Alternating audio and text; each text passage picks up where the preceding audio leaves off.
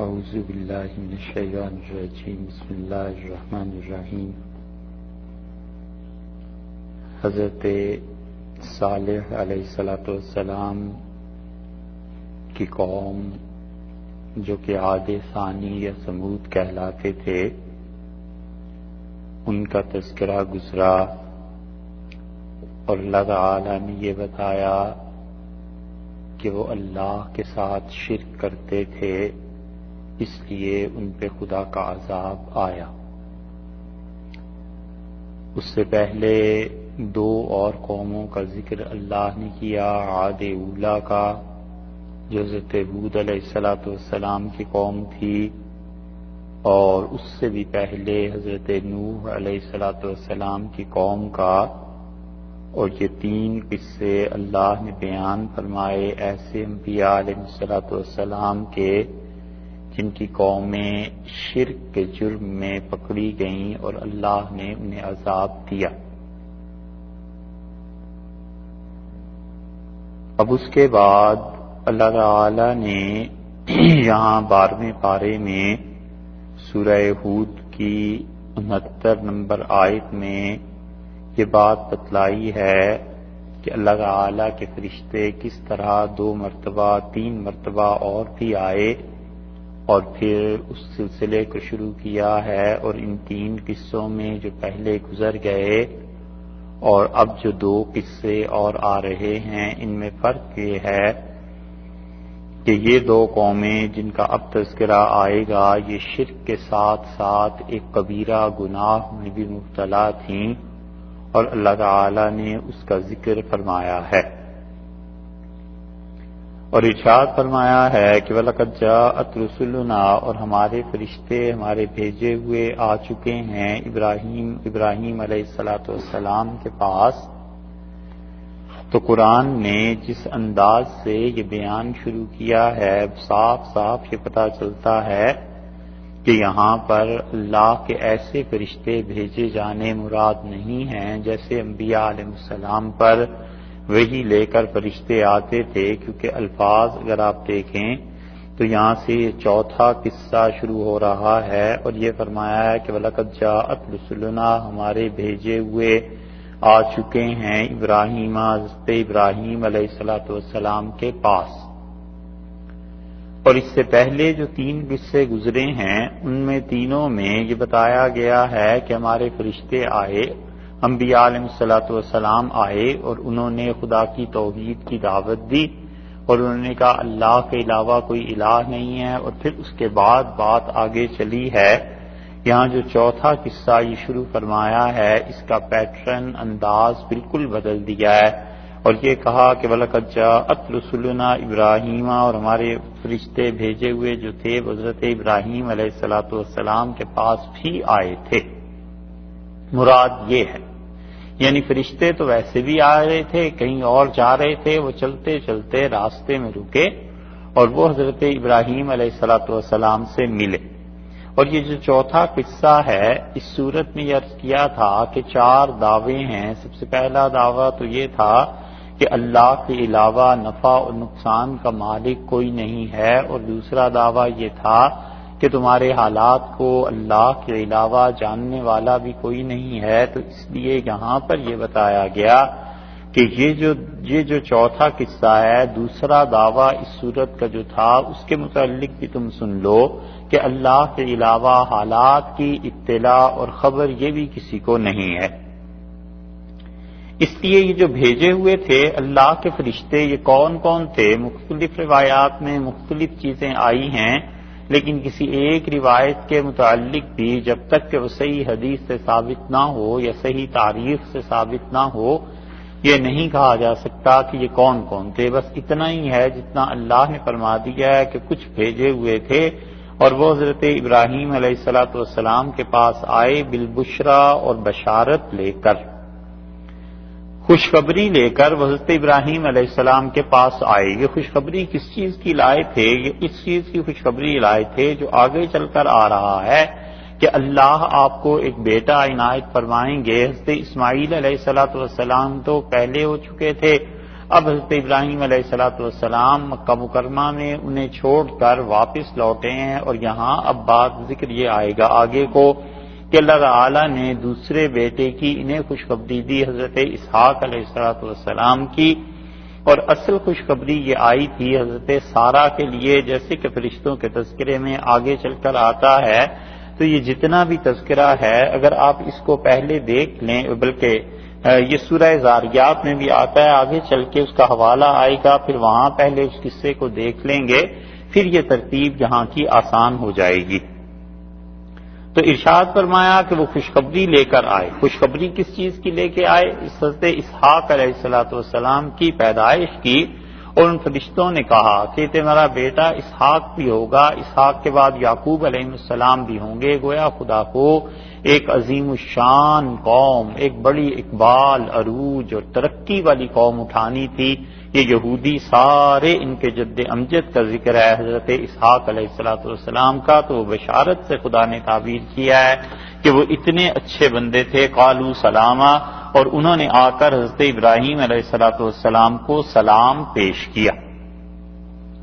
سلامہ کا مطلب یہ ہے کہ انہوں نے سلام کیا، جیسے ہمارے ہاں بھی اردو میں رائج ہے، عربی سے یا شریعت میں رائج ہے، السلام علیکم جیسے کہتے ہیں، تو انہوں نے آ کر سلام پیش کیا۔ اور یہ سلام کا طریقہ اس کا مطلب ہے کہ یہ ہر دور میں رہا ہے۔ حضرت ابراہیم علیہ السلام کو دیکھیں تو اب ان کا دور کم سے کم بھی 4000 اس سے بھی زیادہ برس پہلے کا بنتا ہے، لیکن اس وقت بھی فرشتوں نے آ کے انہیں سلام کیا۔ اور اسی طرح ہماری شریعت میں بھی درمیان میں جتنے بھی شرائع اور آئی ہیں، حضرت یوسف علیہ السلام کے ہاں اور لوگوں کے ہاں بھی یہ سلام شروع سے رہا ہے، اور یہ اتنا اچھا اتنا پیارا جملہ ہے کہ رسول اللہ صلی اللہ علیہ وسلم نے بار بار اس کی تلقین کی ہے، اور آپ نے بتایا ہے کہ جب تم لوگ اپنے گھر میں داخل ہو تو سلام کرو۔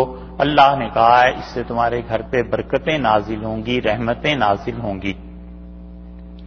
اسی طرح رسول اللہ صلی اللہ علیہ وسلم نے سلام کے متعلق مستقل حکم دیے ہیں۔ آپ نے فرمایا تم میں سے جو تھوڑے لوگ ہیں وہ زیادہ لوگوں کو سلام کریں، اور جو پیدل چل رہا ہے وہ بیٹھے ہوئے کو سلام کرے، اور جو سوار ہے وہ پیدل چلنے والے کو سلام کرے۔ تو بتایا جو جس درجے میں اوپر ہے وہ اپنے چھوٹوں کو سلام کرے، تاکہ وہ اس انتظار میں نہ رہے کہ اس کے چھوٹے اسے سلام کریں گے۔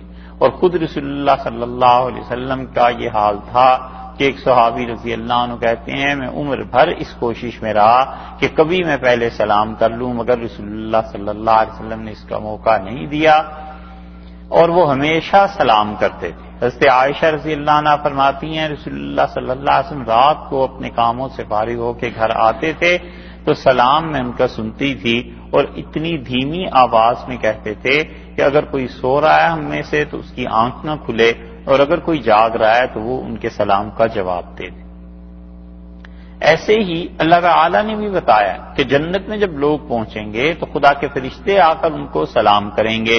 اس 13ویں پارے میں اگلے پارے میں ذکر آ رہا ہے، پھر اس سے بھی آگے چل کر ایک جگہ یہ فرمایا ہے 23ویں پارے میں کہ اللہ کی طرف سے سلام بھیجا جائے گا۔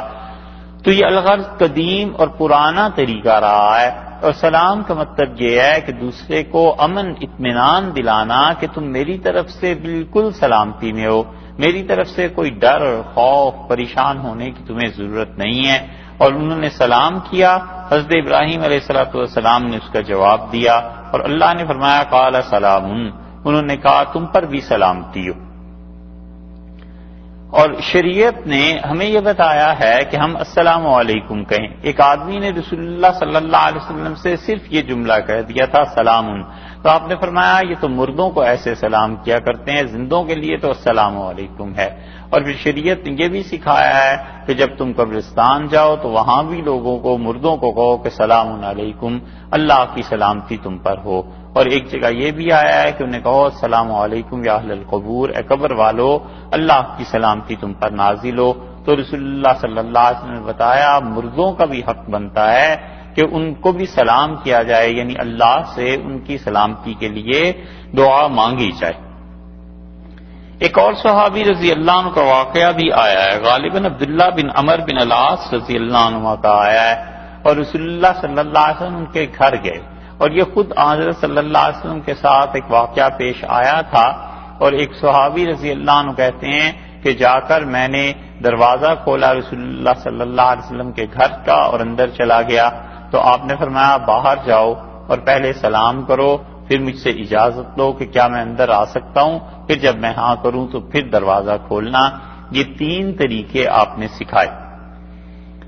تو رسول اللہ صلی اللہ علیہ وسلم خود تشریف لے گئے حضرت عبداللہ بن عمر بن العاص رضی اللہ عنہ کے گھر، تو آپ نے سلام کیا، اور وہ کہتے تھے میں سن رہا تھا، غالباً یہی صحابی ہیں رضی اللہ عنہ، اور پھر انہوں نے کہا کہ میں نے جواب دیا آہستہ سے، اور پھر رسول اللہ صلی اللہ علیہ وسلم دوسری مرتبہ سلام کیا، پھر میں نے آہستہ سے جواب دیا، اور پھر تیسری مرتبہ، اور 3 مرتبہ سلام کرنے کے بعد آپ چل پڑے، یعنی یہ سوچ کے کہ شاید گھر میں کوئی نہیں ہوگا، تو میں نے دروازہ کھولا اور جا کر میں چمٹ گیا اور میں نے کہا آپ تشریف لائیں، تو آپ نے فرمایا میں نے تو 3 مرتبہ تم لوگوں کو سلام کیا ہے، کچھ جواب نہیں آیا، اس لیے واپس جا رہا تھا۔ تو انہوں نے کہا میں نے چاہا اللہ کے رسول کے زیادہ سے زیادہ سلامتی ہمارے گھر پہ نازل ہو، اور آپ نے جو 3 مرتبہ کیا ہے اس وجہ سے میں نے اس کا جواب نہیں دیا۔ اور پھر رسول اللہ صلی اللہ علیہ وسلم جب گئے تو انہوں نے ان کی کھانے کے لیے کچھ رکھا جو بھی چیزیں تھیں، تو اللہ تعالیٰ نے یہاں بتایا کہ قال سلام، حضرت ابراہیم علیہ السلام نے ان سے کہا کہ سلام، تم پہ بھی سلامتی ہو۔ اب یہ فرشتے آ گئے اور حضرت ابراہیم علیہ السلام کو کچھ پتہ نہیں چلا کہ یہ کون ہے، فما لبثا، سو بالکل نہیں دیر کی، فما لبثا نہیں ٹھہرا، یعنی بالکل دیر نہیں کی، ان جاء کہ وہ لے آئے ہمارے پیغمبر علیہ السلام بعجل، ایک بچڑا لے آئے، حنیز، حنیز کا مطلب بھنا ہوا بچڑا وہ لے آئے، اٹھے اور انہوں نے بغیر کسی دیر کے، بالکل وقت نہیں لگایا، اور فوراً جا کر ایک بچڑا لے آئے۔ جو بچڑا تھا حنیز یہاں پر لفظ آیا ہے، اور حنیز کا مطلب ہوا کہ بھنا ہوا، اور سورہ زاریات میں دوسرا لفظ آیا ہے سمین، تلا ہوا۔ حنیز اصل میں کہتے ہیں، عرب کہتا ہے کہ حنست الفرس، میں نے گھوڑے کو کیا کیا تو سینہ دلانے کے لیے 1-2 چکر اس کو لگوائے کہ معمولی سا اس کو پسینہ آ جائے، بہت زیادہ پانی اس کے جسم سے نہ نکلے، اور اس پر اس کو چکر لگوا کے اس پہ جھول ڈال دی۔ اور اسی طرح وہ بچڑا، وہ گوشت جو 2 گرم پتھروں کے درمیان رکھ کر پھر اس کا کباب بنا لیا جائے، اس لیے کہ اس میں سے کچھ چکناہٹ دور ہو جائے، مکمل طور پہ تو دور نہ ہو، اس لیے کہ کباب وہ لذیذ ہوتا ہے جس میں رس ہو، اور بالکل ہی خشک کباب ہو جائے وہ تو کچھ اتنا لذیذ نہیں ہوتا۔ اس لیے ابراہیم علیہ السلام کے ہاں پتھروں پر گوشت پکایا جاتا تھا۔ قرآن نے حنیز کا لفظ یہاں لا کر یہ بتایا ہے کہ وہ ایسا گوشت لے کے آئے جس میں سے معمولی سا پانی یا اس کی لزوجت یا اس کی نمی وہ نکل چکی تھی۔ اسی لیے شراب بھی جب پیتے ہیں، عرب پیتے تھے اس زمانے میں، تو اسے کہتا تھا احوز، اس میں تھوڑا سا پانی ملا دے، اتنا پانی ملا دے جتنا کسی انسان کو مشقت محنت سے تھوڑا سا پسینہ آتا ہے۔ تو فما لبث ان جاء بعجل حنیز، اور اس ابراہیم علیہ السلام نے کیا کیا، وہ ایک بچڑا لے آئے، اور ایسا بچڑا تھا حنیز جو کہ بھنا ہوا تھا، سمین وہاں آیا تلا ہوا تھا۔ اس کا مطلب یہ ہے کہ یا تو اس گوشت کو پھر تل لیا گیا ہوگا، یا یہ کہ کچھ ایسا ہوگا، کچھ ایسا گوشت ہوگا، لیکن اس سے معلوم ہوتا ہے کہ حضرت ابراہیم علیہ السلام بہت مہمان نواز تھے، اور ان کے گھر میں لوگوں کے کھانے کے لیے، لوگوں کی راحت کے لیے، لوگوں کے ساتھ تعلق کے لیے یہ چیزیں تیار گویا کہ رہتی تھیں۔ ابن قیم رحمۃ اللہ علیہ نے جلاء الافہام ایک کتاب لکھی ہے، اس میں انہوں نے اس آیت کریمہ پر بحث کیا ہے، اور اس ابراہیم علیہ السلام کے متعلق بڑی تفصیل سے بیان کیا ہے کہ وہ کتنے زیادہ مہمان نواز تھے۔ اور اسی سے اس آیت کریمہ کے ضمن میں بعض مفسرین نے مہمانوں کے احکامات بیان کر دیے ہیں، اور رسول اللہ صلی اللہ علیہ وسلم اس کے متعلق مختلف زمانوں میں مختلف ہدایات دیتے رہے ہیں۔ حدیث میں آیا ہے بالکل ابتدائی دور میں جب مسلمانوں کے پاس کھانے پینے کی چیزوں کی کمی تھی، تو رسول اللہ صلی اللہ علیہ وسلم نے فرمایا جب تم کسی جگہ پر جاؤ تو وہاں جا کر لوگوں سے اپنی مہمان نوازی کے لیے کہو، اور آپ نے کہا کہ اگر وہ تمہاری مہمان نوازی نہ کریں 3 دن تک کے لیے تو تم ان کے گھر سے جبرن بھی لے سکتے ہو، ان سے کھانے کی چیزیں چھین بھی سکتے ہو۔ پھر اس کے بعد رسول اللہ صلی اللہ علیہ وسلم نے اس چیز کو بدل دیا تھا اور آپ نے فرمایا کہ جو لوگ 3 دن تک مہمان نوازی نہیں کرتے وہ برا کام کرتے ہیں، یعنی وہ کوئی اچھے مہمان نواز نہیں ہیں۔ پھر اس کے متعلق حدیث میں آتا ہے کہ 1 دن اور 1 رات کا کر دیا۔ پھر رسول اللہ صلی اللہ علیہ وسلم نے ایک جگہ پر یہ بھی فرمایا کہ تم میں سے جب کوئی آدمی کسی کے گھر جائے تو 3 دن اور 3 راتیں تو اس کے لیے ٹھیک ہے، اور پھر چوتھے دن سے اس کا صدقہ شروع ہو جائے گا، وہ جو گھر والا ہے جس نے تمہیں رکھا ہے، یعنی اس کی نیکی شروع ہو جائے گی۔ اور آپ نے فرمایا پھر جو چوتھے دن بغیر کسی وجہ کے اس کے یہاں ٹھہرا رہے، یعنی وجہ تو کوئی ہو سکتی ہے جیسے بے تکلفی ہے، دوستی ہے، یا یہ کہ کچھ کام کاج ہے، رشتہ داری ہے، 1000 چیزیں ہوتی ہیں، لیکن اگر کوئی وجہ نہ ہو، اور فرمایا چوتھے دن جو اس کے گھر ٹھہرا رہا اس نے اس کے ساتھ زیادتی کی، ظلم کیا۔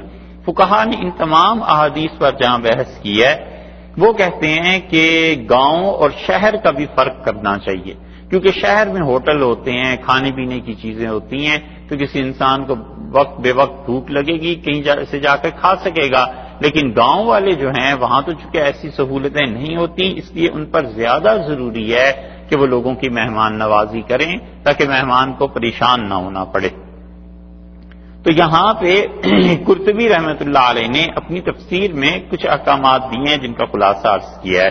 تو اللہ تعالیٰ نے فرمایا کہ وہ بالکل معمولی سی دیر میں، انہوں نے ذرا دیر نہیں لگائی اور گئے اور ایک بچڑا بھنا ہوا لے کر آ گئے۔ فلما رأى، اور جب انہوں نے دیکھا، ایدیہم، ان کے ہاتھوں کو، لا تصل الیہ، تو وہ فرشتوں کے ہاتھ نہیں چھو رہے تھے اس کھانے کو، ان کے ہاتھ کھانے کی طرف آ نہیں رہے تھے۔ نکرہم، تو کیا ہوا؟ حضرت ابراہیم علیہ السلام نکرہم، نہیں پہچان پائے انہیں،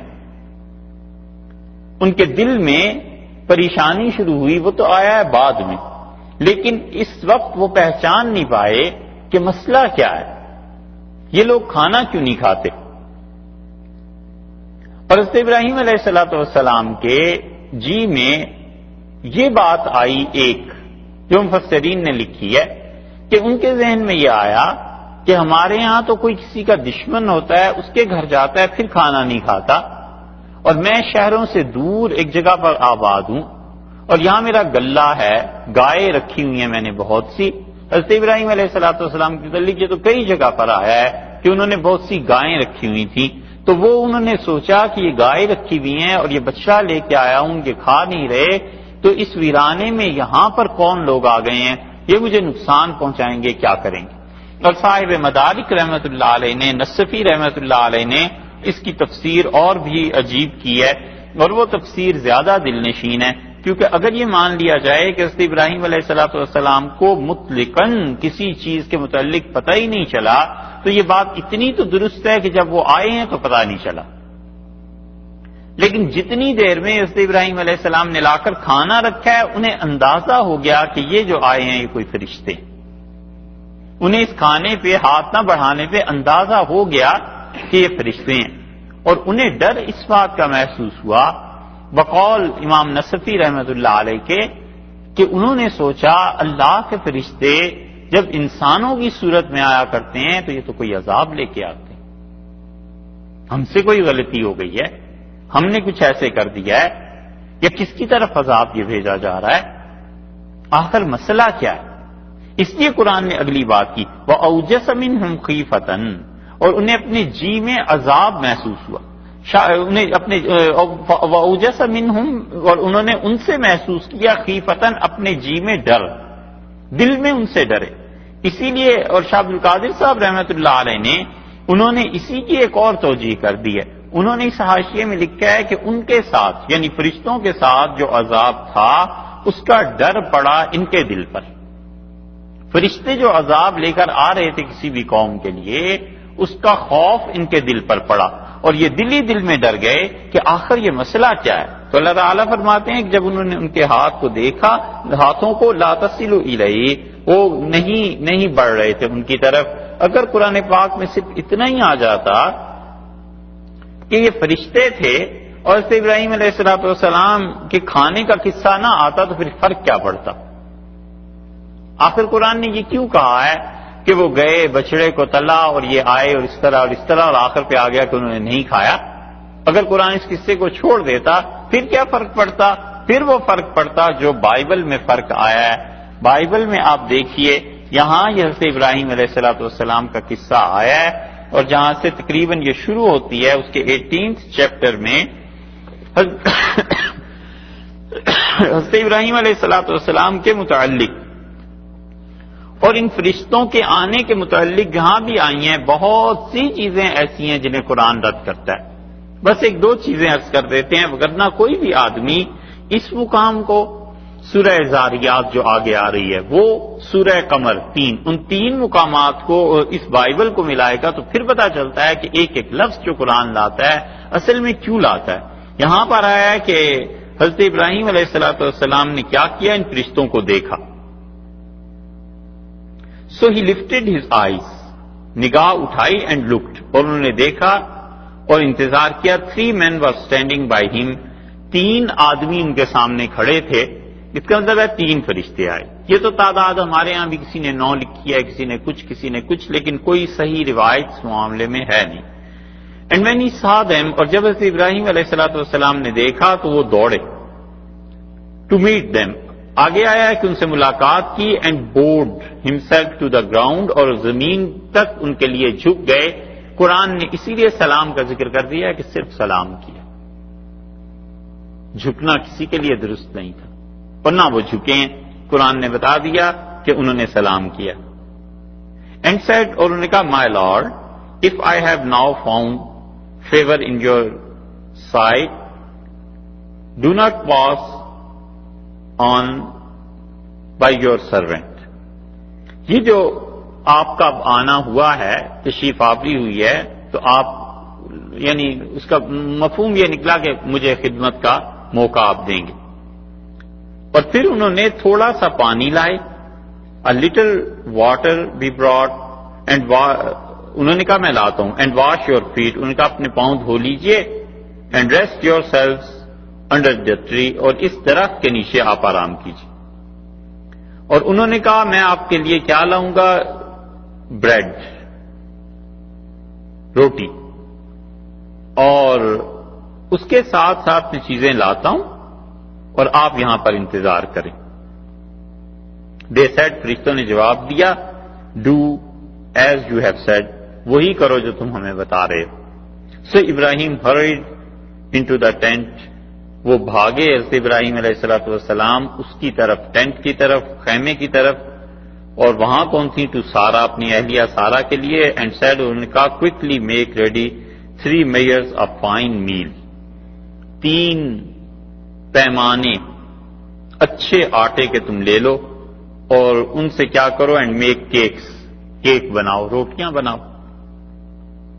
and Ibrahim ran to the herd, اور حضرت ابراہیم علیہ السلام گلہ جو تھا جانوروں کا اس کی طرف گئے، اور انہوں نے وہاں سے ایک بہت اچھا کارف، بچڑا لیا اور gave it to a young man, انہوں نے ایک خادم کو دیا، ایک نوجوان لڑکے کو، اور اس نے کیا کیا؟ وہ تیار کر کے لے آیا۔ سو ہی ٹک بٹر، حضرت ابراہیم علیہ السلام نے ایک تو لیا مکھن اینڈ ملک اور دودھ، اور یہ جو بچڑا تھا جو کہ انہوں نے اس سے حکم سے بنوایا تھا، and set it before them, اور انہوں نے ان تینوں چیزوں کو ان فرشتوں کے سامنے رکھا، ان 3 آدمیوں کے۔ And he stood by them under the tree, اور وہ درخت کے نیچے جا کر حضرت ابراہیم علیہ السلام کھڑے ہو گئے، اینڈ دے ایٹ، اور انہوں نے ان چیزوں کو کھایا۔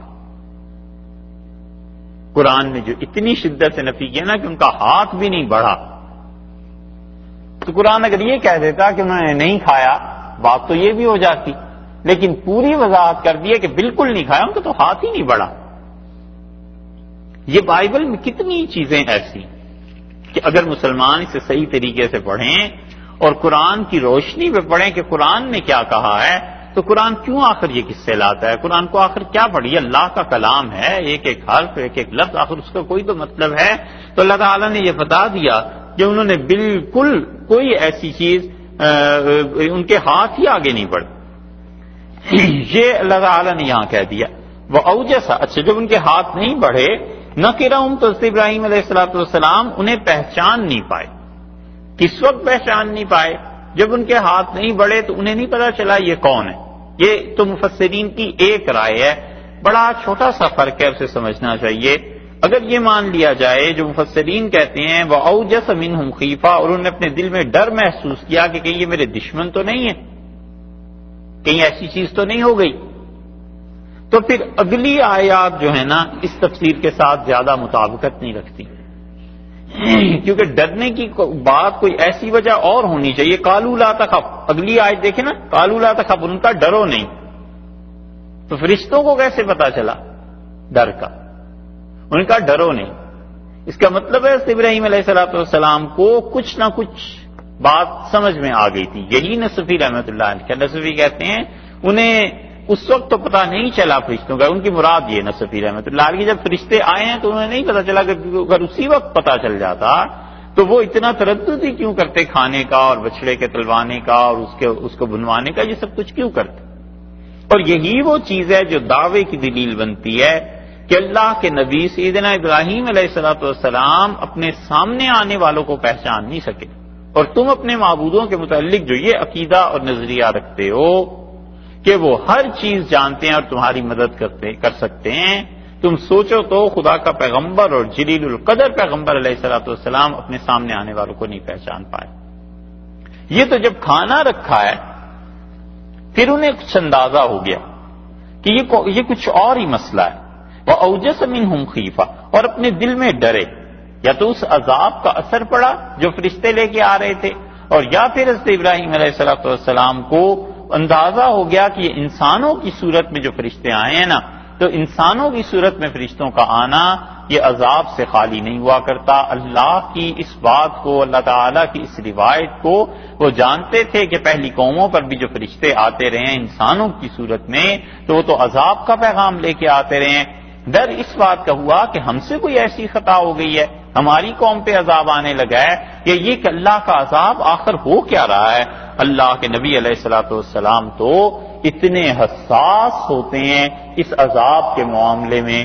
حدیث میں آیا ہے کہ مدینہ منورہ میں تیز آندھی چلتی تھی تو رسول اللہ صلی اللہ علیہ وسلم مسجد نبوی کا رخ کر لیتے تھے۔ حضرت انس رضی اللہ عنہ کے زمانے میں اتنے گھنگور گھٹائیں چھا گئیں، اتنے سیاہ بادل آئے، گویا اندھیرا ہو گیا، اور انس رضی اللہ عنہ نے کہا رسول اللہ صلی اللہ علیہ وسلم کے زمانے میں ایسی چیز ہو گئی تھی اور آپ بھاگے مسجد نبوی کی طرف، اور آپ بار بار بے چینی سے چلتے تھے پھرتے تھے ادھر ادھر، اور آپ فرماتے تھے کہ اللہ رحمت کی بارش دے دے، اور رسول اللہ صلی اللہ علیہ وسلم کو ہمیشہ ڈر لگتا تھا جب ایسی چیز آ جاتی تھی، حتیٰ کہ بارش ہو جاتی تھی تو اطمینان ہو جاتا تھا۔ کیا رسول اللہ صلی اللہ علیہ وسلم کو نہیں پتا تھا کہ ابھی اس امت نے پھیلنا ہے، ابھی دجال نے آنا ہے، اس سے عیسیٰ علیہ السلام نے آنا ہے، سب کچھ حضرت صلی اللہ علیہ وسلم نے ہی اطلاع دی، انہیں نہیں پتا تو پھر کس کو پتا؟ سب چیزیں ارشاد فرمائی ہیں، لیکن کیا ہوا؟ محدثین کہتے ہیں خدا کی بے نیازی پر نظر چلی جاتی تھی کہ کہیں ایسے نہ ہو سارے آگے کے پروگرام کینسل اور ابھی عذاب اس قوم پہ بھیج دو، ابھی فیصلہ کر دو اور قیامت آ جائے۔ تو انبیاء علیہ السلام چونکہ اللہ کی معرفت تامہ انہیں نصیب ہوتی ہے، اس لیے اسی حساب سے ان کو ڈر بھی لگتا ہے، اسی حساب سے اللہ پہ اعتماد بھی ہوتا ہے، کیونکہ معرفت بڑی کبھی ہوتی۔ تو حضرت ابراہیم علیہ السلام یقیناً انہیں بھی اللہ کی اپنے رب کی معرفت حاصل تھی، وہ ڈر گئے۔ قالوا لا تخف، فرشتے بولے اور انہوں نے کہا حضرت ڈریے نہیں۔ جب انہوں نے اس خوف کا اثر دیکھا ہوگا ان کے چہرے پہ اور دیکھا ہوگا کہ چہرہ مبارک بدل گیا ہے اب، تو انہوں نے کہا حضرت ڈرے نہیں، انا ارسلنا، بلا شک و شبہ ہم بھیجے گئے ہیں، الی قوم لوط، حضرت لوط علیہ السلام کی قوم کی طرف بھیجے گئے ہیں، وامرأتہ، اور ان کی اہلیہ کھڑی تھیں، اہلیہ حضرت ابراہیم علیہ السلام کی یعنی حضرت سارہ، قائمۃ، وہ کھڑی تھیں، فضاحکت، وہ ہنس پڑی۔ ہنسنے کی کیا وجہ ہے؟ بہت کچھ مفسرین نے اس پہ لکھا ہے۔ وہ کہتے ہیں کہ ہنسنے کی وجہ کیا ہوئی؟ فبشرناہا باسحاق، سو ہم نے خوشخبری دی اس عورت کو اسحاق علیہ السلام کی۔ تو خوشخبری دی اللہ نے بتایا بعد میں، اور وہ ہنسی پہلے ہیں۔ کس بات پہ ہنسی؟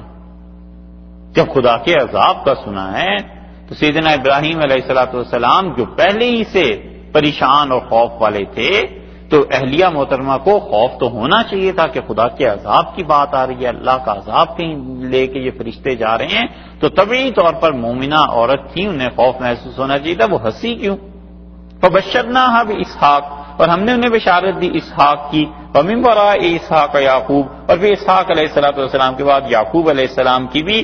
یہ واقعہ یہاں جو اللہ تعالیٰ نے بتلایا ہے، اس کی اصل ترتیب آتی ہے سورہ زاریات میں، 27ویں پارے میں، 26واں پارہ جہاں پہ مکمل ہو رہا ہے، اس کی آخری آیات میں یہ واقعہ پورا آیا ہے ترتیب سے۔ ایک یہ مقام ہے، ایک دو مقامات اسی طرح سورہ ہود میں آگے چل کر آ جائیں گے، اس میں بھی ترتیب نہیں بنتی، تو وہاں آدمی پریشان ہوتا ہے کہ یہ ترتیب کیا ہے آخر۔ تو سورہ زاریات میں اللہ تعالیٰ نے ترتیب سے بیان کیا ہے، 26ویں پارے کے بالکل آخر پہ سورہ زاریات کی جو آیات 26ویں پارے کے آخر کی ہیں وہاں سے شروع ہوتا ہے۔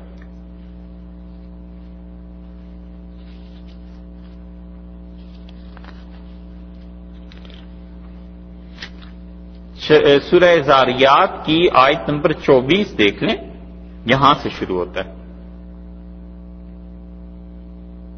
24 نمبر آیت سے لے کے اور 37 نمبر آیت تک ہم ایک ہی بار پڑھ لیتے ہیں تاکہ وہاں جو دونوں قصے ہیں اس کی ترتیب ذہن میں رہے گی۔ پھر هل اتاک حدیث ضیف ابراہیم المکرمین، کیا آپ تک خبر پہنچی ہے؟ حدیث، خبر ضیف ابراہیم علیہ السلام کے مہمانوں کی، المکرمین جو عزت والے ان کے مہمان تھے، آپ کو ان کی اطلاع پہنچی ہے؟ کیا ہوا تھا؟ اذ دخلوا علیہ، جب مہمان ان کے پاس آئے، فقالوا سلاما، انہوں نے کہا اللہ کی سلامتی آپ پہ ہو، قال سلام، ابراہیم علیہ السلام نے کہا سلامتی ہو آپ پہ، قوم منکرون، یہ لوگ ہیں نہ پہچانے جانے والے، اوپرے، قدیم اردو میں ہندی میں استعمال ہوتا تھا اوپرے، اب بھی اردو میں بولتے ہیں پتہ نہیں، لیکن قدیم ہندی میں استعمال ہوتا تھا اور پھر اردو میں آیا، اور یہ پنجابی میں تو ہے ہی ہے۔ اچھا، اتنی بات تو وہ ہو گئی جو پیچھے سورہ ہود میں گزری نا، کہ فرشتے آئے سلام دعا کو، فراغ الی اہلی، دوڑے ابراہیم علیہ السلام اپنے گھر کی طرف، فجاء بعجل سمین، اور ایک بچہ لے آئے سمین، گھی میں تلا ہوا، وہاں حنیز آیا تھا، یہاں لفظ قرآن نے بدل کے سمین لایا ہے، تو وہ تلا ہوا تھا یا بھنا ہوا تھا، بہرحال فقربہ الیہم، پھر ان کے پاس وہ بچڑا رکھا، قال الا تاکلون، اور کہا تم کیوں نہیں کھاتے؟ یہ وہاں ذکر نہیں آیا سوال کا، وہاں تو صرف یہ آیا کہ انہوں نے دیکھا ان کے ہاتھ نہیں بڑھ رہے آگے کو، تو وہ اس پہ اپنے دل میں ڈرنے لگے۔ یہاں آیا کہ انہوں نے سوال بھی پوچھا، قال الا تاکلون، ان کا تم کھاتے کیوں نہیں؟ بائبل میں بھی اس قسم کی چیزیں آئی ہیں کہ ابراہیم علیہ السلام نے ان سے بات کی، پوچھا۔ فَأَوْجَسَ مِنْهُمْ خِيفَةً، اور اپنے جی میں ڈرے ابراہیم علیہ السلام ان لوگوں سے، ان کے جی میں ہڑبڑاہٹ پیدا ہوئی۔ ہڑبڑاہٹ یہ تو بولتے ہوں گے، اس کا کیا مطلب ہے؟ حیرت سے ملتی جلتی، حیرت جس میں خوف ملا ہوا، گھبرا جائے آدمی، تعجب بھی ہو، اور یہ ہڑبڑاہٹ ہے۔ قالوا لا تخف، فرشتے بولے، انہوں نے کہا ڈرو نہیں،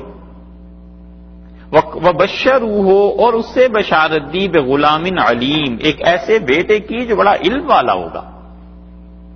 اب آ گئی نا بات اپنی جگہ، وہاں تو یہ تھا کہ انہوں نے کہا حضرت ڈریے نہیں، اور ہم حضرت لوط علیہ السلام کی قوم پہ عذاب لے کے جا رہے ہیں، تو وہ خاتون ہنس پڑی۔ یہاں ترتیب میں دیکھیں بات کیا ہوا، انہوں نے ایک تو بات یہ کہی کہ حضرت ڈریے نہیں، دوسری بات یہ کہی کہ حضرت آپ کو اللہ نے بشارت بھیجی ہے ایک بڑا علم والا لڑکا آپ کے یہاں اسحاق علیہ السلام پیدا ہوں گے. فَأَقْبَلَتِ امْرَأَتُهُ فِي سَطْوَةٍ، پھر سامنے آئی ابراہیم علیہ السلام کی بیوی بولتی ہوئی. فَسَكَّتْ وَجْهَهَا، اور پیٹا مارا اپنا ہاتھ اپنی پیشانی پہ، چہرے پہ. وقالت، اور کہنے لگی عجوز، بڑھیا عقیم، اولاد سے بالکل فارغ ہو گئی اور بشارت دیتے ہو. اس پہ وہ ہنس پڑی. اب بات پوری ہو گئی نا ترتیب میں، کہ پہلے انہیں بتایا کہ عذاب، پھر بشارت دی، بشارت کے بعد وہ ہنسی ہیں. تو وہاں سورہ ہود میں تقدیم و تاخیر ہے، ایک لفظ پہلے آ گیا، ایک لفظ بعد میں. تو انہوں نے اپنے چہرے پہ ہاتھ مارا اور انہوں نے کہا اب اس بڑھیا کے یہاں اولاد ہوگی. لو ہے عجیب بات کرتے ہو. قالوا کذالک، انہوں نے کہا بالکل ایسے ہی ہوگا. قال ربک، تیرے پروردگار نے خاتون یہی کہا ہے. انہ هو الحکیم العلیم، اور اللہ جو ہے وہ بڑے حکمت والا اور وہ سارا علم رکھتا ہے. جب یہ بات ہو گئی، قال فما خطبکم ایھا المرسلون، یہاں یہ جو ترتیب آ رہی ہے یہ اصل ہے. اور سورہ ہود میں پھر آگے جا کر ایک جگہ مشکل پیش آتی ہے کہ یہ کیسے ہو گیا. تو یہ ہے ترتیب. اب اس بیٹے کی بشارت کے بعد انہوں نے پوچھا فما خطبکم ایھا المرسلون، یہ جو تم بھیجے گئے ہو کیا مطلب ہے تمہارا، کہاں جا رہے ہو، کیا مسئلہ ہے. قالوا انا ارسلنا الی قوم مجرمین، انہوں نے کہا ہمیں عذاب دے کے خدا نے بھیجا ہے گناہ گار لوگوں پر. لنرسل علیہم حجارۃ، تاکہ ہم ان پر پتھر پھینکیں، من تین، مٹی کے بنے ہوئے، مصومۃ، جن پہ نشان لگے ہوئے ہوں گے. عند ربک، تیرے پروردگار کی طرف سے یہ پتھر پڑیں گے. للمسرفین، اس قوم کو جو حد سے بڑھ گئی. ایک حد ہوتی ہے گناہ کی، یہ اس حد سے بڑھے ہوئے لوگ ہیں. فاخرجنا، سو ہم نے نکالا، من کان فیہا، اس بستی میں جو بھی تھے، من المومنین، ایمان والا جو تھا اسے ہم نے نکال لیا. ایمان والا وہ ایک ہی تھے، حضرت لوط علیہ السلام اور ان کے گھر والے. فما وجدنا فیہا، اور ہم نے اس بستی میں نہیں پایا، غیر بیت من المسلمین، سوائے ایک گھر کے جو مسلمانوں کا تھا، باقی یہ سب کے سب معلوم ہوتا ہے کہ شرک بھی تھا اور یہ برے کام بھی کرتے تھے. تو اللہ تعالیٰ نے یہ بتا دیا کہ اس طرح ان پر عذاب آیا. یہ ہے ترتیب. اس سورہ زاریات کے بعد ایک اور جگہ آپ دیکھیں، اور وہ ہے سورہ قمر، 27ویں سورت، بلکہ 27ویں پارے میں، 27ویں سورت نہیں، 27واں پارہ ہے. سورہ طور ہے نا، اس کے بعد نجم ہے، نجم کے بعد قمر ہے. 54 نمبر سورت. یہاں بھی ایک چیز دیکھ لیجئے پھر وہاں کام آ جائے گی.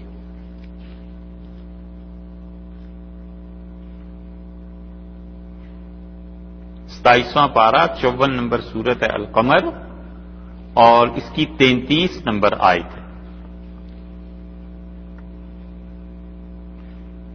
27واں پارہ سورہ قمر 33 نمبر آیت.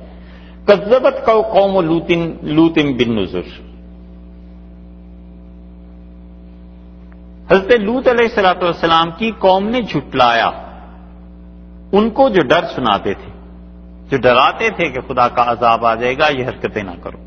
انا ارسلنا علیہم حاصبا، اور ہم نے ان پر ایک پھر ہوا چلا دی ایسی جس میں پتھر تھے، اور اس ہوا نے، پتھروں نے قوم کو تباہ کیا. الا آل لوط، سوائے لوط علیہ السلام کے گھر والوں کے. نجیناہم بسحر، اور ہم نے سحر کے وقت رات کے آخری حصے میں انہیں نجات دے دی. نعمتا من عندنا، اور یہ ہمارا فضل ہوا اس گھرانے پہ. کذالک نجزی من شکر، اور جو ہمارا حق مانتا ہے ہم اپنے انعام اسی طرح اس پہ کرتے ہیں. وَلَقَدْ أَنذَرَهُمْ، اور حضرت لوط علیہ السلام نے انہیں ڈرایا تھا کہ بطشتنا، ہماری پکڑ آئے گی. فتماروا، سو کیا ہوا، وہ مکر گئے اس سے کہ خدا پکڑے گا کیسے، کیا ہوگا. بالنذر، جو ڈر سنایا جاتا تھا اس کو انہوں نے بالکل کوئی توجہ نہیں دی اس پہ. وَلَقَدْ رَاوَدُوهُ عَنْ ضَيْفِهِ، اور وہ کیا کرنے لگے، یہ ہے جو بات وہاں پہ نہیں ہے. لَقَدْ رَاوَدُوهُ عَنْ ضَيْفِهِ، وہ لینے لگے، کھینچنے لگے اس کے مہمانوں کو. وہ چاہتے تھے کہ اس کے مہمانوں پر قبضہ کر لیں. فتمسنا اعینہم، ہم نے ان کی آنکھیں ہی مٹا دی، اندھے ہو گئے. فذوقوا عذابی ونذر، اور یہ کہا گیا یا یہ کہ چکھو میرا عذاب، یہ میرا ڈر ہے اور یہ اب عذاب آ رہا ہے. وَلَقَدْ صَبَّحَهُمْ بُكْرَةً، اور خدا کا عذاب اس قوم پر پڑا صبح کے وقت، عذاب مستقل، اور عذاب جو ٹھہرا رہا. فَذُوقُوا عَذَابِي وَنُذُرْ، لوگوں یہ ہے میرا عذاب جس کا مزہ انہوں نے چکھا، اور یہ ہے جو ڈر سنایا جاتا ہے کہ اپنے حالات ٹھیک کرو. یہاں یہ جو آیا ہے نا، اللہ تعالیٰ نے فرمایا اندھے ہو گئے، یہ وہاں نہیں، وہاں پھر ضرورت پیش آتی ہے ایک جگہ پہ وہ عرض کرتے ہیں. تو دیکھ لیجئے اب یہاں پر ترتیب نہیں ہے، وہاں پہ ترتیب ہے. تو ان کی اہلیہ کھڑی تھی حضرت سارہ. اب سورہ ہود میں یہ بیان کیا جا رہا ہے کہ سارہ کھڑی تھی، فضاحکت، وہ ہنس پڑی. کب ہنسی ہیں؟ جب بیٹے کی بشارت انہیں ہوئی. تو بشارت پہلے اور ہنسنا بعد میں. فبشرناہا، ہم نے انہیں بشارت دی. ہاں کی ضمیر لوٹ رہی ہے حضرت سارہ کی طرف، اور چونکہ حضرت ابراہیم علیہ السلام کے ایک بیٹے اس سے پہلے حضرت اسماعیل علیہ السلام ہو چکے تھے، اور یہ انہیں چھوڑائے تھے مکہ مکرمہ. تو اس لیے حضرت ابراہیم علیہ السلام کو اولاد کے نہ ہونے سے کوئی ایسی پریشانی نہیں تھی جتنی ظاہر ہے کہ پریشانی مقابلتاً ان کی اہلیہ حضرت سارہ کو تھی. وہ چاہتی تھی کہ ان کے ہاں بھی اولاد ہو. اللہ نے فرمایا ہم نے انہیں بشارت بھیجی، انہیں بشارت دی کہ بے اسحاق، کہ ہم تمہیں تمہارا بیٹا دیں گے اسحاق. اور صرف یہی نہیں کہ اسحاق ہوگا، وَمِن وَرَاءِ اسحاق، اور اسحاق کے بعد یعقوب بھی ہوں گے. گویا بشارت در بشارت دی کہ تمہارا یہ بیٹا آگے بھی اولاد والا ہوگا، یہ سلسلہ چلائیں گے. اللہ نے وہ عظیم الشان قوم یہودی جو پیدا کرنے تھے، خدا نے اس کے متعلق فرمایا ہے کہ ہم نے انہیں بشارت دی کہ ابھی اسحاق علیہ السلام ہوں گے، ان کے بعد یعقوب علیہ السلام ہوں گے، اور یہ سلسلہ تمہاری اولاد کا اب چلے گا. تو اس بشارت پہ وہ خوش ہوئی ہیں. قالت، بولی، بشارت تو انہوں نے سن لی. کہتی ہیں یا ویلتا، یہ وہاں آیا تھا نا کہ انہوں نے کہا ہائے ہائے، یہ کیسی بات کرتے ہو، یہ ہے یا ویلتا. وہ فرمانے لگی فرشتوں سے کہ ہائے خرابی. اردو میں جیسے محاورہ عورتیں بولتی ہیں، کہتی ہیں خاک بڑے، اے ہے کیا کہتی ہو. یہ بالکل ویسے ہی محاورہ ہے کہ توبہ توبہ، ایسی بات. کیا ویلتا، اس کا خاک پڑے آلیدو، یا بولتے ہیں اے تمہارا ناس ہو جائے. رسول اللہ صلی اللہ علیہ وسلم کے بعد الفاظ ایسے آئے ہیں حدیث میں کہ تمہارا ناس ہو، تو وہاں یہ مراد نہیں ہے کوئی بد دعا دی ہے، بلکہ قوم کا محاورہ جو ہے وہ بولا ہے. ایسے ہی انہوں نے کہا یا ویلتا، ہائے ہائے، آلیدو، کیا میرے ہاں اولاد جنم لے گی، وَأَنَا عَجُوز، اور میں کیا ہوں. انہوں نے کہا کیا میں جنم دوں گی جبکہ میں تو بڑھیا ہو گئی ہوں. وَهَذَا بَالِي، اور یہ میرے شوہر ہیں شیخا، اور یہ بھی بالکل بوڑھے ہو گئے ہیں. اِنَّ هَذَا، بلا شک کوئی شبہ یہ بیٹے کا معاملہ لَشَيْءٌ عَجِیب، ایسی چیز ہے جو تعجب میں ڈالتی ہے، عجیب بات. یہ نہیں ہے کہ انہوں نے اللہ کی قدرت کا انکار کیا، بلکہ ظاہری اسباب جو ختم ہو گئے تھے اس چیز پہ وہ نظر چلی گئی. اور انبیاء علیہ السلام بھی بشریت کے اعتبار سے ظاہری اسباب کو دیکھتے ہی ہیں. تو اگر وہ خدا کی قدرت کا انکار ہوتا تو یہ تو کفر اور اسلام کا مسئلہ بن جاتا. انہوں نے کہا کیا اب ایسے ہوگا. اور پھر اس میں طبعی طور پر بھی کچھ بڑی زیادہ، اتنی زیادہ عمر ہونے میں اولاد ہو جائے تو خواتین کو چونکہ ایک جھجک، ایک شرم حیا کا عنصر ہوتا ہے، وہ عنصر بھی شامل تھا، اس لیے یہ بات ہوئی ہے. یہ نہیں ہے کہ کوئی خدا کی قدرت سے انہیں تعجب ہو رہا تھا، بلکہ وہ دو چیزیں مل گئیں، ایک تو عمر کا اتنا زیادہ ہو جانا، اور اس حالت میں اولاد ہوگی لوگ کیا کہیں گے، کوئی سنے گا، وہ ایک تھوڑی سی بات. اور تھوڑی سی یہ چیز کہ اچھا عالم اسباب میں اب یہ کیسے ہوگا. قالو، فرشتے بولے اور نے کہا اتعجبین من امر اللہ، آپ اللہ تعالی کے حکم پر، اللہ کے حکم پہ تعجب کا اظہار کر رہی ہیں. ہمیں تو اس تعجب پر تعجب ہے کہ آپ کا تو گھر ایسا ہے جہاں نبوت ہے. کتنی چیزیں آپ نے دیکھی ہوں گی جو اسباب کے بغیر بھی ہوتی ہیں، حضرت ابراہیم علیہ السلام کی زندگی میں معجزات ہیں، کیسے وہ آگ میں گرے اور کیسے خدا نے انہیں گرایا گیا انہیں اور خدا نے انہیں بچا لیا، کیا کیا چیزیں ان کی زندگی میں نہیں ہوئی. اور ایسی چیزیں دیکھ کر اس کے باوجود آپ کو تعجب ہو رہا ہے کہ خدا کے حکم کا یہ کام اب کیسے ہوگا. آپ کے تعجب پہ ہمیں تعجب ہے. اتعجبین من امر اللہ، آپ خدا کے کام پہ تعجب کر رہی ہیں. اس سے معلوم ہوا کہ فرشتے غیر نبی سے بھی کلام کرتے ہیں. یہ ہے دلیل. اس لیے مرزا غلام احمد قادیانی کی نبوت کے متعلق جو یہ کہتے ہیں نا بعض بالکل ہی جہالت کے درجے میں جو رہ گئے ہیں مرزائی، وہ کہ جی ان سے فرشتوں نے کلام کیا تھا لہذا وہ نبی ہوئے، تو پھر یہاں کیا ہوا؟ یہ فرشتے ہی تو کلام کر رہے ہیں. تو فرشتے غیر نبی سے بھی کلام کیا کرتے ہیں. اور اسی طرح یہ زندگیاں ان لوگوں کی بھی ہو جاتی ہیں جو خالصتاً اللہ کے لیے ہو جاتے ہیں اور اللہ کا کام کرتے رہتے ہیں. ان کے کام غیب سے ہونا جب شروع ہو جاتے ہیں نا تو تعجب ہوتا ہے کہ یہ چیزیں کیسے ہو گئیں، یہ بات کیسے ہو گئی. تو تعجب دیکھنے والے کو تو ہوتا ہی ہے، لیکن جب ان آیات پہ نظر جائے تو پھر تعجب باقی نہیں رہتا کہ اللہ کے کام ایسے ہی ہو جاتے ہیں. اللہ تعالیٰ جب کسی کام کو کرنا چاہے تو پھر ایسے ہی ہو جاتا ہے. حضرت مولانا ابوالحسن علی ندوی رحمۃ اللہ علیہ سے کسی نے بات پوچھی سادات کی، تو حضرت ارشاد فرما رہے تھے ندوہ میں کہ سادات کی یہ شاخ فلاں اور یہ شاخ، اور ہوتے ہوتے ذکر انہوں نے فرمایا کہ اللہ تعالیٰ کے کام بس ایسے ہوتے ہیں. سید صاحب رحمۃ اللہ علیہ کا ذکر کیا کہ ان کے کام ایسے ہو جاتے تھے کہ تعجب ہوتا تھا کہ ظاہر میں کوئی اسباب نہیں مگر کام ہو جاتے تھے. پھر اپنے شیخ کا ذکر کیا شاہ عبد القادر صاحب رائے پوری رحمۃ اللہ علیہ کا، اور اس نے فرمایا کہ ہم لوگ ایک مرتبہ تھے وہاں رائے پور میں، اور میں تھا اور مولانا منظور نعمانی تھے. تو فرماتے تھے کئی مرتبہ ہم نے دیکھا کہ ہمارے حضرت کے کام ایسے ہو جاتے تھے کہ تعجب ہوتا تھا. اور پھر حضرت نے یہ آیات پڑھی اور حضرت نے فرمایا بس ایسے ہی ہوتا ہے، جو لوگ اپنے آپ کو اللہ کے کام کے لیے وقف کر دیتے ہیں، خدا کا کام کرتے رہتے ہیں، پھر خدا ان کے کام کے غیب سے اسباب پیدا کر دیتا ہے. اور اس پہ قصہ یہ سنایا کہ حضرت نے ایک دن ہم سے کہا کہ سردیاں آ گئی ہیں اور پاؤں پھٹ گئے ہیں، تو موم ہوتی اگر تو پاؤں میں ڈال لیتے. ہم سب نے سنا، چپ رہے، اور فرماتے کہ ظہر کے وقت دیکھا تو ایک آدمی پورا موم کی ایک شیشی بھری ہوئی لایا ہے اور حضرت کی خدمت میں پیش کی کہ حضرت یہ شہد سے اترا تھا تو ہم نے سوچا آپ کے لیے لے چلیں. تو میں نے مولانا منظور نعمانی کو کہا کہ یہ دیکھ لو، یہ وہی بات ہوگی. بہت سی ایسی چیزیں حضرت نے بتائی. یہ ہوتا ہے.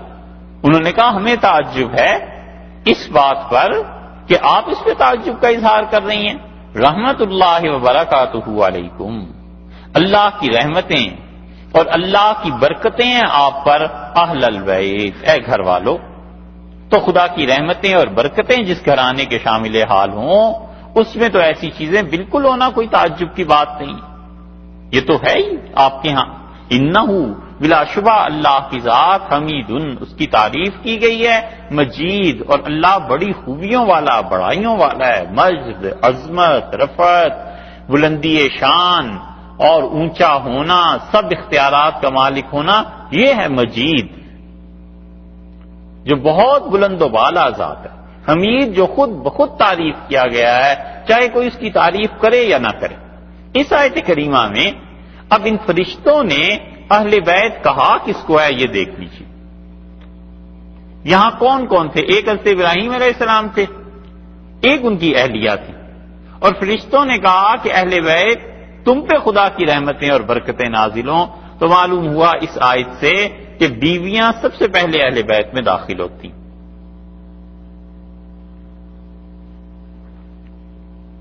اور یہ جو ہمارے ہاں کہتے ہیں کہ بیٹیاں رسول اللہ صلی اللہ علیہ وسلم کی، وہ بھی ایک ہی بیٹی اور ایک صاحبزادی کی اولاد اہل بیت ہیں. یہاں کیا کرنا ہے پھر؟ بہت دور کی کوڑی شیعہ مفسرین یہاں لائے ہیں اور توسی وغیرہ یہ جو ہے یہ لکھتے ہیں اس پہ. یہ توسی بڑا محقق تھا، بڑا علم. اور توسی پہ جو ظلم ہوتے رہے اس نے اس کا بدلہ لیا، بغداد پورا تباہ کرا دیا. اسی نے خط لکھے تھے توسی نے. اور توسی کی کتابیں جو ہیں جتنی ہمارے لوگ پڑھتے ہیں اتنی شیعہ نہیں پڑھتے. ہمارے ہاں تو پڑھتے ہیں، پڑھاتے ہیں اصول میں امامت کی بحث کو نکال کے. وہ کہتے ہیں امامت کی بحث تو ہم اسے مانتے نہیں، باقی جو کتاب ہے وہ واقعی پڑھنے کے قابل ہے. اور اسفار اربع جو اس نے لکھی ہے کمال کیا ہے اس نے. اتنا علم اس شخص کے پاس تھا، لیکن خوب اس نے تکفیر کی اہل سنت کی. کوئی شخص نہیں چھوڑا جسے اس نے کافر نہ قرار دیا ہو. یہاں پہنچ کے پھنس گیا، کیونکہ قرآن تو بیوی کو اہل بیت کہہ رہا ہے نا. تو کہتا ہے اہل سنت، اور بھی شیعہ مفسرین وہ کہتے ہیں کہ اہل سنت یہ کہتے ہیں کہ رسول اللہ صلی اللہ علیہ وسلم کی بیویاں اہل بیت میں داخل تھیں، کیونکہ حضرت ابراہیم علیہ السلام کی بیوی کو فرشتوں نے کہا کہ رحمت اللہ وبرکاتہ علیکم اہل البیت، اے اہل بیت تم پہ خدا کی رحمتیں اور برکتیں ہوں. وہ کہتے ہیں اس وجہ سے نہیں کہا کہ وہ بیوی تھی، بلکہ حضرت ابراہیم علیہ السلام کی چچا زاد بہن تھی. تو بہن ہونے کی وجہ سے چچا زاد ان کے خاندان میں تھی، لہذا اس خاندان پہ خدا کی برکتیں اور رحمتیں نازل تھیں. تو رسول اللہ صلی اللہ علیہ وسلم کی جو چچا زاد بہنیں تھیں وہ بھی اس میں داخل تھیں. مصیبت یہ کہ پھر پھنس جاتے ہیں. وہ تو اتنا لکھ کے چھوڑ جاتے ہیں. ہم کہتے ہیں ایک لمحے کے لیے مان لو کہ رسول اللہ صلی اللہ علیہ وسلم کی چچا زاد بہنیں اس میں شامل تھیں، تو نبی کریم صلی اللہ علیہ وسلم کے چچا تو حضرت زبیر رضی اللہ عنہ بھی تھے، حضرت حمزہ رضی اللہ عنہ بھی تھے، حضرت ابو طالب رضی اللہ عنہ بھی چچا تھے نا. تو پھر ان کی آگے بہن آ گئی ام ہانی رضی اللہ عنہ، اور ام ہانی رضی اللہ عنہ کی اولاد وہ بھی پھر مان لینی چاہیے. اور وہ سارے لوگ ایسے تھے جن کے رشتے براہ راست حضرت عمر اور حضرت بکر رضی اللہ عنہ کے یہاں ہوئے، نہیں نکل سکے اس سے. اس لیے ان کے توسی کے بعد جو لوگ آئے ہیں اور تفسیر نمونہ وغیرہ جو ابھی حال ہی میں کچھ عرصہ پہلے لکھی گئی ہیں، انہوں نے جو صاف لکھ دیا ہے ان کا اہل بیت میں سب سے پہلے بیویاں داخل ہوتی ہیں، چونکہ وہ گھر والی ہوتی ہیں، اور بیٹیوں کے اور باقی لوگوں کا نمبر تو بعد میں آتا ہے، کیونکہ وہ ہمیشہ کے لیے گھر میں نہیں رہا کرتی، ان کی تو رخصتی ہو جاتی ہے. تو بیوی سب سے پہلے اہل بیت میں داخل ہے، کیونکہ انہیں اس دلیل کا سکم اور کمزوری محسوس ہو گئی تھی، پتہ چل گیا تھا. اور اسی لیے اگر یہ مان بھی لیا جائے کہ بیٹیاں ہی اہل بیت میں داخل ہوتی ہیں تو پھر ٹھیک ہے، آگے سارا سلسلہ چلا. اور سلسلہ کا کیا چلا؟ سیدنا علی رضی اللہ عنہ ان کی اولاد چلی نا، حضرت حسن حضرت حسین رضی اللہ عنہ، یہ سب اہل بیت میں تھے. ٹھیک ہے، تو حضرت حسن اور حضرت حسین رضی اللہ عنہ کی جو بہنیں تھیں یہ اہل بیت میں کیوں نہیں داخل تھیں بھائی؟ انہوں نے کیا قصور کیا؟ حضرت حسن اور حضرت حسین رضی اللہ عنہ کی وہ بہن جو حضرت فاطمہ رضی اللہ عنہ کی بیٹی ہے، ایک تو حضرت علی رضی اللہ عنہ کی باقی بیویوں سے اولاد ہے، ہم کہتے ہیں چلو انہیں بھی نکال دو. بھائی حضرت حسن رضی اللہ عنہ کی سگی ہمشیرہ ام کلثوم ان کا نام رکھا تھا ان کی والدہ نے، حضرت فاطمہ رضی اللہ عنہ نے اپنی بہن کے نام پہ. کہ فاطمہ رضی اللہ عنہ کی جو اپنی بڑی بہن رسول اللہ صلی اللہ علیہ وسلم صاحبزادی تھی ام کلثوم، جب ان کے ہاں بیٹی کی ولادت ہوئی ہے تو انہوں نے اپنی بڑی بہن کے نام پہ اپنی بیٹی کا نام بھی رکھا ام کلثوم. اور یہ جو ام کلثوم ہیں ان کی شادی ہوئی تھی حضرت عمر رضی اللہ عنہ سے، پھر یہ کیوں نہیں اہل بیت میں؟ سوچے. اور اگر یہ اہل بیت میں شامل ہیں ام کلثوم تو داماد کیوں نہیں حضرت علی رضی اللہ عنہ کے؟ حضرت عمر رضی اللہ عنہ داماد ہے نا. پھر یہاں آ کے پھنس جاتے ہیں، پھر کہتے ہیں داماد نہیں داخل ہوتا. ہم کہتے ہیں بسم اللہ جی، داماد نہیں داخل ہوتے تو حضرت علی رضی اللہ عنہ کا کیا کرنا ہے؟ وہ بھی تو داماد ہیں رسول اللہ صلی اللہ علیہ وسلم کے. جانا کدھر ہے؟ ایسی خام خواہ کی باتیں ہیں. اور پھر حضرت ام کلثوم رضی اللہ عنہا کے متعلق وہ الفاظ انہوں نے لکھے ہیں کہ یہ پہلی عزت تھی جو ہم سے چھینی گئی. یہ تو عزت کا ترجمہ ہم کر رہے ہیں، انہوں نے جو بےہودہ جملہ وہاں لکھا ہے شاہ عبد العزیز صاحب رحمۃ اللہ ان کی کتابوں سے نقل کر کے لکھا ہے کہ ہمارے یہاں دلی میں درانیوں نے حملہ کیا، پٹھان آ گئے تھے. اور شاہ صاحب رحمۃ اللہ نے لکھا ہے کہ دلی میں جو قصبیاں تھیں برے برے کماش کی عورتیں، حضرت نے فرمایا پٹھانوں نے ان پہ زیادتی کی. اور جب یہ درانی واپس افغانستان چلے گئے تو حضرت نے لفظ یہ لکھا، حضرت نے فرمایا وہ دلی میں جو شہدے تھے وہ بھی اس بات کا تذکرہ نہیں کرتے تھے. دلی کے شہدے بھی چپ رہتے تھے اس بات سے کہ اگر پٹھانوں کی زیادتی بتائیں تو اپنی خواتین کی بے حرمتی ہے، اس قصے کو کون کہتا ہے؟ تو حضرت نے آگے لکھا ہے کہ دلی کے شہدوں سے بھی گئے گزرے ہو گئے کہ حضرت فاطمہ رضی اللہ عنہا کی صاحبزادی ام کلثوم رضی اللہ عنہا کے لیے یہ ایسے الفاظ استعمال کرتے ہیں کہ حضرت عمر رضی اللہ عنہ اٹھا کر لے گئے تھے، چھین کے لے گئے. اور سیدنا عمر رضی اللہ عنہ نے یہ حرکت اگر کر دی تھی، فرض کر لو علیہ باللہ، تو پھر سیدنا علی رضی اللہ عنہ شجاع اور بہادر اور در خیبر اکھیڑا، اور پھر یہ ساری باتیں کہاں گئیں بھائی؟ اور یہ جو ان کی اپنی کتابوں میں آیا ہے کہ حضرت علی رضی اللہ عنہ نے کہا حضرت حسن رضی اللہ عنہ سے کہ بیٹے اٹھو اور اپنی بہن کا نکاح امیر المومنین سے کرو، حضرت عمر رضی اللہ عنہ سے. اور حضرت عمر رضی اللہ عنہ نے حضرت علی رضی اللہ عنہ سے یہ رشتہ مانگا ہے تو انہوں نے کہا علی میں عمر کے اس حصے میں پہنچ گیا ہوں جہاں شادی کی کوئی خواہش نہیں رہتی، لیکن میں نے رسول اللہ صلی اللہ علیہ وسلم سے سنا تھا کہ قیامت میں سارے لوگوں کے رشتے ٹوٹ جائیں گے، کسی کا حسب نسب کام نہیں دے گا سوائے میرے نسب کے، تو میں چاہتا ہوں کسی طرح رسول اللہ صلی اللہ علیہ وسلم کے خاندان میں اس طرح سے بھی شامل ہو جاؤں تو اللہ مجھ پہ رحم کرے. جن کی تواضع تھی، کثر نفسی تھی، کتنی نیکیوں کے پہاڑ ان کے پاس ہوں گے. رسالت مآب صلی اللہ علیہ وسلم نے بشارت دی تھی کئی بار جنت کی، اس کے باوجود ڈرتے تھے. فرمایا علی رضی اللہ عنہ سے کہ میں چاہتا ہوں اگر اس طرح میرا رشتہ ہو جائے گا تو میں تم لوگوں کے خاندان کا داماد بن جاؤں گا، ممکن ہے قیامت میں رسول اللہ صلی اللہ علیہ وسلم سے یہ رشتہ مجھے نفع دے. حضرت علی رضی اللہ عنہ نے کر دیا، اور پھر ان سے حضرت عمر رضی اللہ عنہ کی اولاد بھی ہوئی ہے، اور یہ سارے سلسلے چلے ہیں. تو اس لیے اہل بیت پہ آ کر یہاں پھر کیا جواب دینا؟ اللہ تعالی نے فرمایا ہمارے فرشتوں نے ان سے کہا، یہ تو بحث آگے بھی آتی وہاں پہ 22ویں پارے میں انشاءاللہ کچھ عرض کریں گے. قالوا اتعجبین من امر اللہ، انہوں نے کہا خدا کی بات سے تمہیں تعجب ہوتا ہے؟ رحمت اللہ وبرکاتہ علیکم، خدا کی رحمتیں اور برکتیں ہیں حضرت ابراہیم علیہ الصلوۃ والسلام کے گھرانے پہ. اسی لیے سورہ نساء میں گزرا ہے نا، اللہ تعالیٰ نے فرمایا وَلَقَدْ آتَيْنَا ابراہیم، اور ہم نے حضرت ابراہیم علیہ الصلوۃ والسلام کو ان کی آل کو بڑا فضل فرمایا خدا نے. ابراہیم علیہ السلام کی اولاد میں بڑی برکتیں دی ہیں خدا نے. یہ جو برکتیں اور رحمتوں کا تذکرہ یہاں پر ہے یہ یہودیوں کو ملا ہے، کیونکہ حضرت یعقوب ہوئے، پھر حضرت اسحاق علیہ السلام ہوئے، پھر یعقوب علیہ السلام ہوئے، پھر یوسف علیہ السلام ہوئے.